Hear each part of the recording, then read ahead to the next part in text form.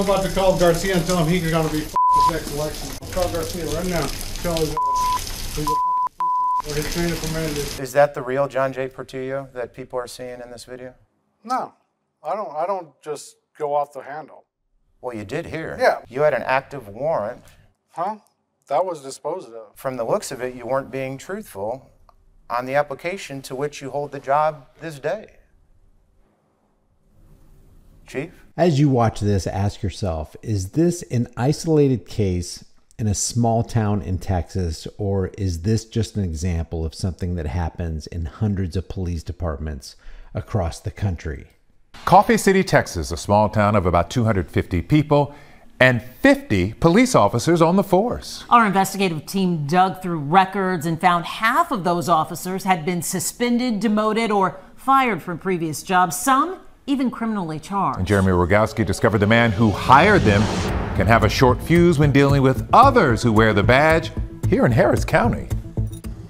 Coffee City's police chief routinely works an extra job 200 miles away at this Houston apartment complex.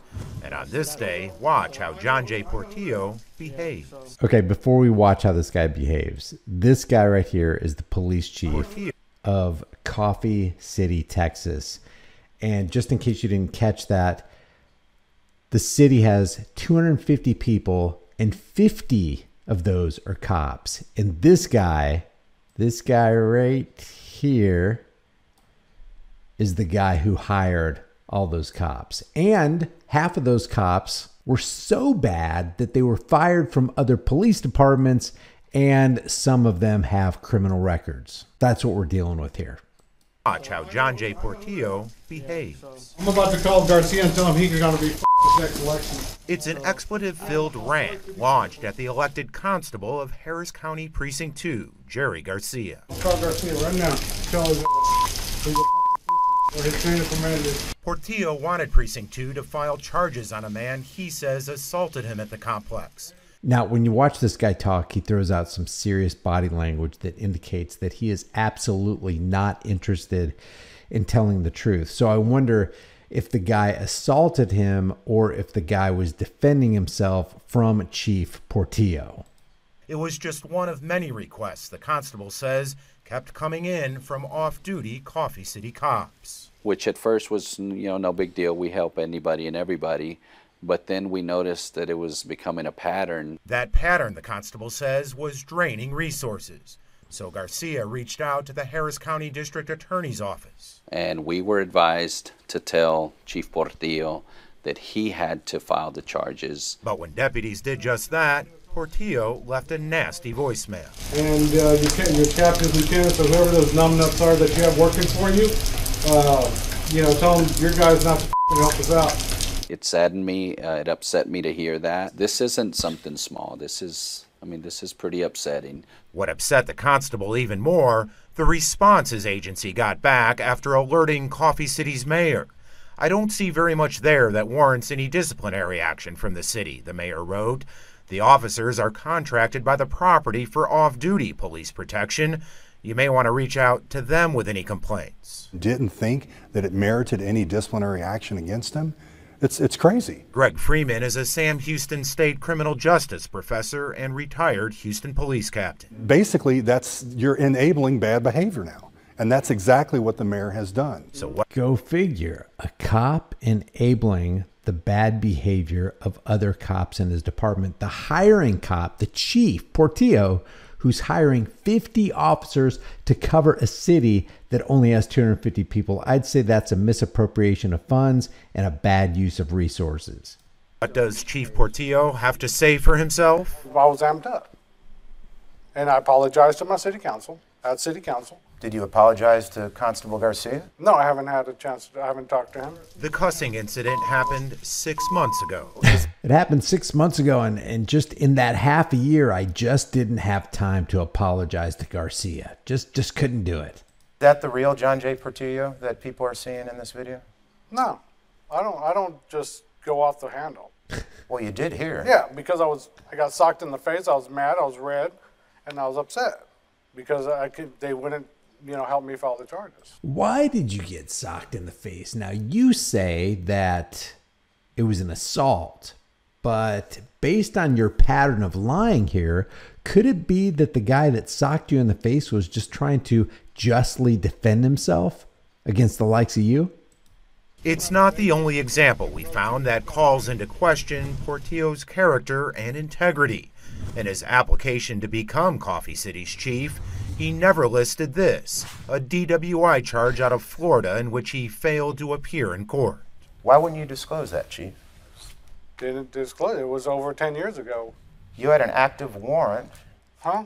That was disposed of. No, it wasn't. Court records show the day after our interview, Portillo hired a Florida defense attorney who filed a not guilty plea in the case. So this guy had an active arrest warrant from a DUI for 10 years, and yet he continues to fill out the application, and then somebody hired him?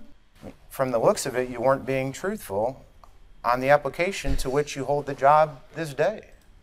Wait, let me move this right here. I didn't realize that's in the way. Look at this guy's face. Look at this guy's face as he's being called out, and rightly so. This is real investigative journalism right here from KHOU 11. Listen to this again. Filed a not guilty plea in the case. From the looks of it, you weren't being truthful on the application to which you hold the job this day.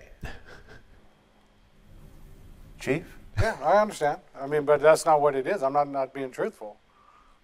You forgot? I put down everything that was in my mind when I filled out my application to the best of my knowledge. Well, that same job application states there are criminal consequences for lying on a government document. Len and Mia? Okay, so there's... Because if the government lies to you, it's policy. If you lie to them, it's a felony. more to this investigation tomorrow night. Yeah, tomorrow we reveal how some Coffee City officers were working full-time right here in Harris County, and how the chief suspended that division after we started asking questions. We'll see that tomorrow night. Thank you, Jeremy. See you then. My mind when I... So that's real investigative journalism. But this guy right here with an active warrant for 10 years for a DUI lies on his application. They hire him anyway, and then he turns around and hires about 50 police officers to cover a city with a population. Here it is right here. The population is only about 244 to 250. And then half of those officers, it's revealed, were fired from other police departments, and a lot of those had criminal records. Now you ask yourself, this is the question I asked at the very beginning, do you think this is a rare occurrence, or is this something that happens all the time in police departments all across this country, where you got a corrupt head or official or chief or police department commander hiring other badged uniformed criminals who will go out there and commit criminal activity against people they're supposed to be protecting and serving? Is this rare, or is this a common occurrence that happens all the time and they just happen to catch it right here and then act all surprised about it? It's like, oh my gosh, this never happens in police departments. We have a corrupt chief who's hiring a bunch of corrupt police officers who are doing a whole bunch of corrupt things. How did that happen? A stream can rise no higher than its source. All crap flows downhill. Leave your thoughts about this for the world and the global thought police in the comments section below. If you haven't done so already, subscribe to this channel, hit the bell notification icon, give it a thumbs up, share it with everybody you know. Don't forget to subscribe to my email list through my website, highimpactflix.com. If you want to support the channel further, the links are in the description. And you can grab a hard-hitting conversation starting design that you can put on a shirt, hoodie, mug, cell phone case, whatever you want. Remember, the price of freedom is now and will always be eternal vigilance. And indifference to this notion is the means by which the people have and will secure their own oppression. Stop securing your own oppression and start today. I'll see you in the next video.